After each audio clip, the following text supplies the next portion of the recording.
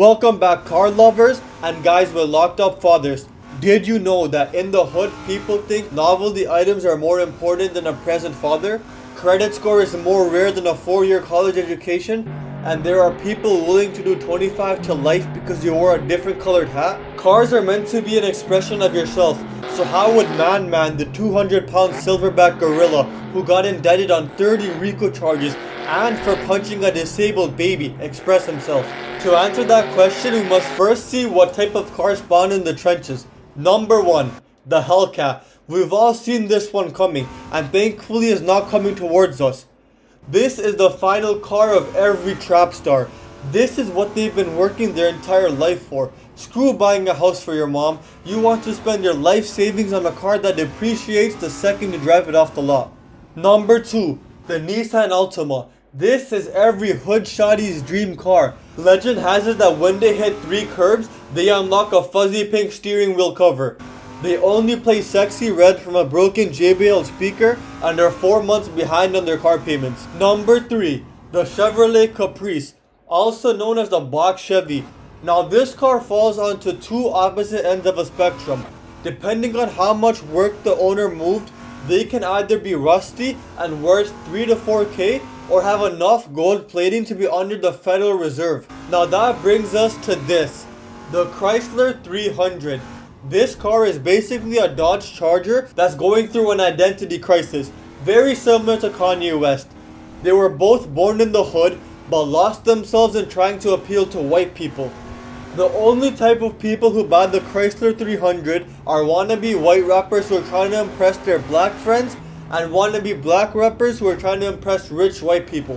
What other car have you seen unify the minorities like this? This would be Martin Luther King's dream car. Maybe if Rosa Parks was in a Chrysler 300 instead of the bus, she wouldn't have to be kicked off. Speaking of getting kicked off, I once seen a girl get kicked off the bus for shooting a firework at the bus driver.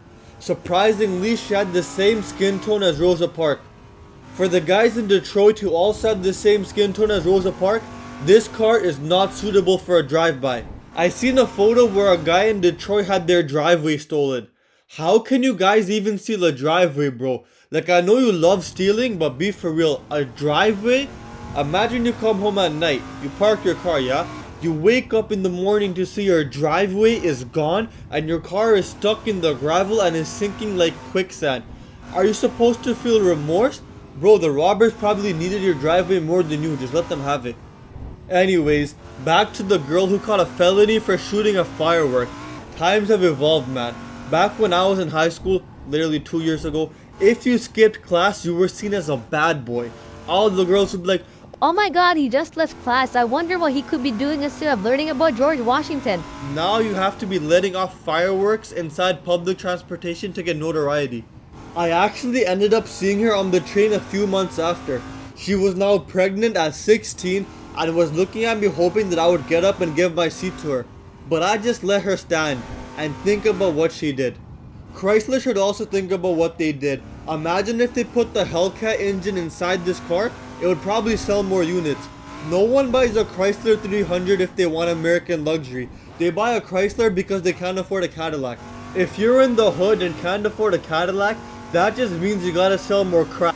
Instead of breeding American bulldogs and treating them better than your kids, Hoodman should look into building more forms of passive income.